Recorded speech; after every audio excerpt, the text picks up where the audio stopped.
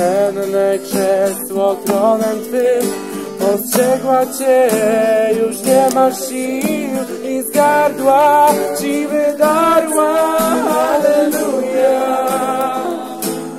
halleluja, halleluja, halleluja, halleluja.